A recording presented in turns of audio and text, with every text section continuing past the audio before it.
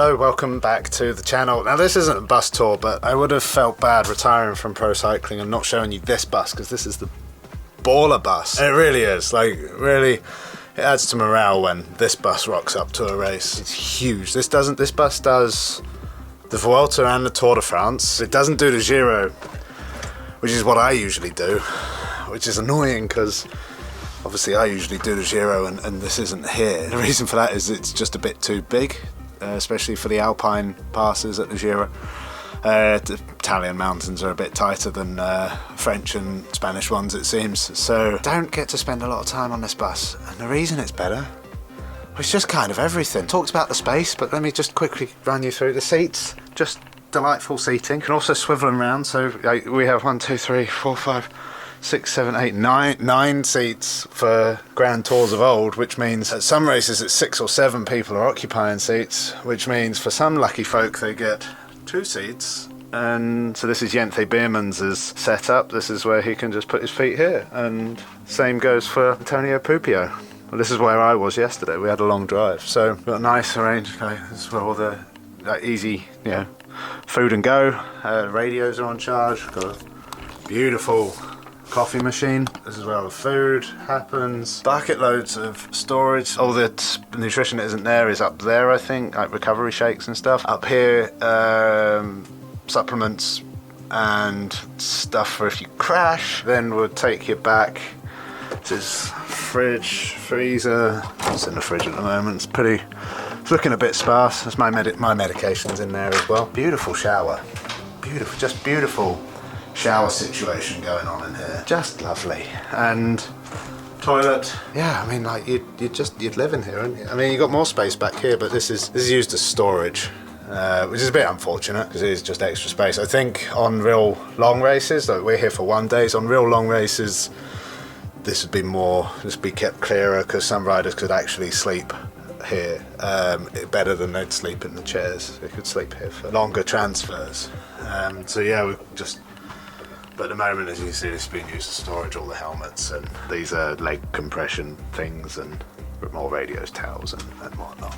And storage, more storage, and there's storage downstairs. Because we're in Italy and I'm in an epic team bus, we're doing Italian 1 days. I want to talk about what it was like, what I think it's like being an under-23, and some of the trials and tribulations around that. But before that, I want to talk about this the sponsor for this video, which is Surfshark, very long-term sponsor of this channel. Massively grateful. So for those of you that don't know, Surfshark is a VPN, which is virtual private network, and there's 4 reasons why you need a VPN. Number 1 is it hides your IP address, so your city, country, download history aren't linked to your identity. Number 2 is it helps encrypt your personal data and keep it safe, things like your credit card details and your personal information, which is especially important when you're on public Wi-Fi. Third reason is if you are like us, like we can't sleep in this bus, unfortunately. I would if I could. We have to sleep in a hotel. The hotels have very accessible Wi-Fi's, so what you can do is you can, as well as the protection, you can change your location. So if you are in Italy and you can't access some things on Netflix that you would do if you were in the UK or whatever, you can change your location and do that. Surfshark also uses encryption to protect you from snooper and third-party advertisers, so you're not going to be inundated with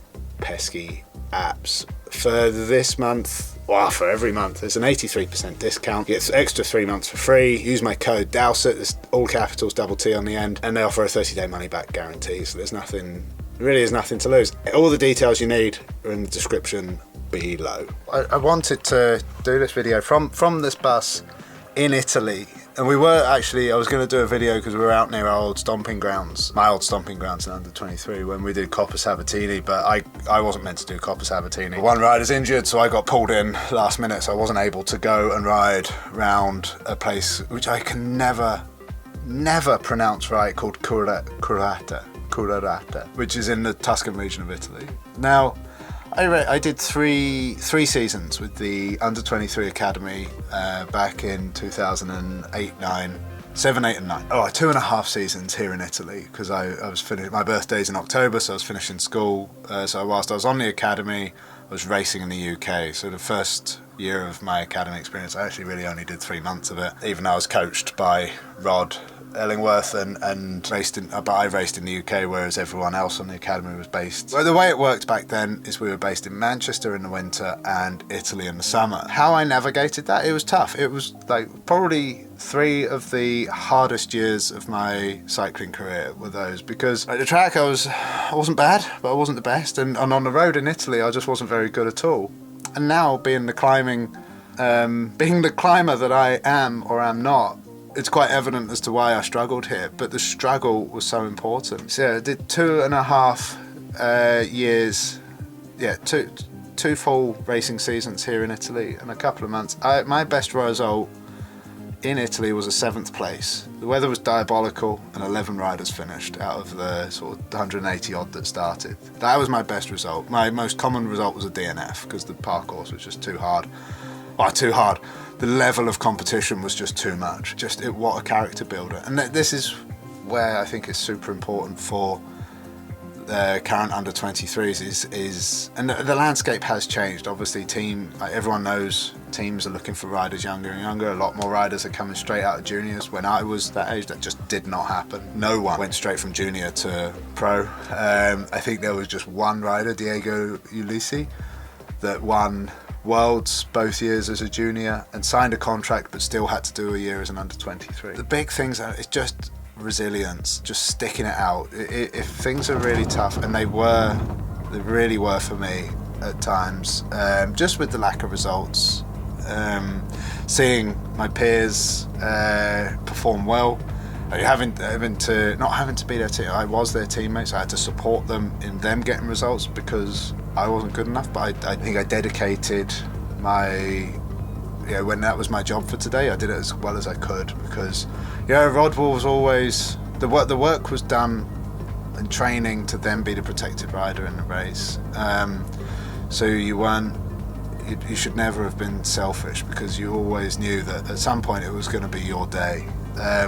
If you put the work in and if you were good enough. And that's the thing, if you were good enough, that's what's hard, because everyone can put the work in, but sometimes you do have to be good enough. And I wasn't there in Italy, I was not. Whilst Italy for me was a good thing, I think it delayed turning pro for perhaps a year or two, because as soon as I moved to America and raced an American and more diverse European scene, I realised that I actually was good, and that was the year that enabled me to turn pro with Team Sky. It was nothing to do with what I'd done the 3 years previous, except a result at World Championships. The result in Worlds is what got me, the Under-23 Worlds is what got me a place at Trek Livestrong, which is now Axiom Bergman's, and then that season got me my place at Team Sky on a World Tour contract. So I'd say my biggest piece of advice for an Under-23 now is move to a country that suits you. There's racing all over, and looking back, things I wish I'd done. I'm glad I did the academy, but I wish I had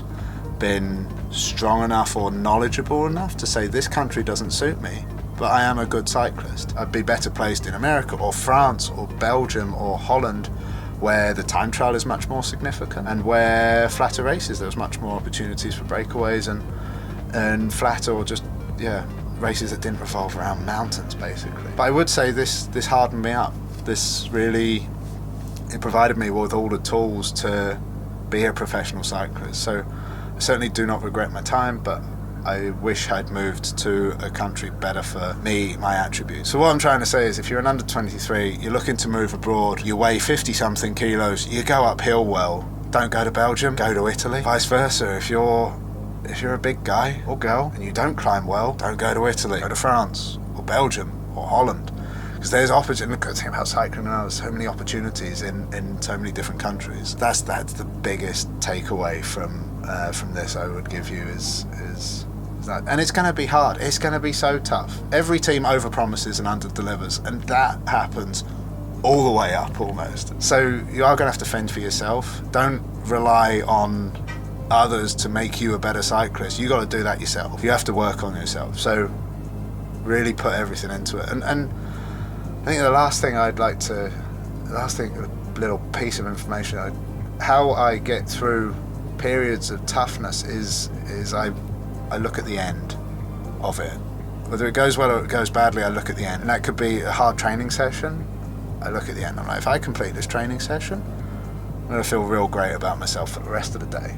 if I don't do this training session, yes, it's the easier way out, but actually I'm not going to feel good about myself for the rest of the day. I'm going to be pretty disappointed. And that could be the same for, you got an opportunity to move to another country to race your bike, and it's going to be hard because you like leaving family, you're leaving the comfort of wherever you're from, and you got to go to a country where English is like the first language is something else. Perhaps you don't know it, but if you know, it could be a really good opportunity for you to like live your dream and become a pro cyclist. It's easy for me to sit here and say take the opportunity. So instead of saying that, what I'd like to say is think about the end of that opportunity. Think about the finish of the year where you've gone there, it's been really tough, you've either made it, in which case it was obviously the best decision in the world, or you haven't made it, and you look back and you go, you know, at the point where I decided to go, it was the right thing for me to do to give myself the best opportunity of being a professional cyclist. I would focus on that because I think at the end of the year you'll then have peace with your decision, whichever way it went. My spot in Trek Livestrong was for another bike rider, and they decided not to go. It was for a kid that was younger than me, probably more talented than me. It was for him, and I begged for that spot, and I took that spot. Now I wonder now down the line that kid is not a cyclist, and I'm not saying it was the wrong pathway, but I wonder if he sits there and looks at the career I've carved out of that spot in that team and thinks I should have taken that opportunity because it was there for him. So instead of saying like, yeah, you just got to go for it, I really think the stronger message is saying, how am I going to feel if I don't? And that's how I've approached a lot of the tough periods in my career, and that's how I would recommend it. And it was tough. Italy was tough. We used to, the reason I'm doing this from the bus is because when we went to a one-day race in Italy, we used to wash the team cars before, obviously had to wash our own bikes, prepare all our race food the day before, do everything to prepare for the race, because we had two members to start with, one mechanic and one Rod Ellingworth who would drive, would be the driver, and one soigneur for 12 of us, I think. However many of us there were. Rod's method was always to, we had to learn what it was like to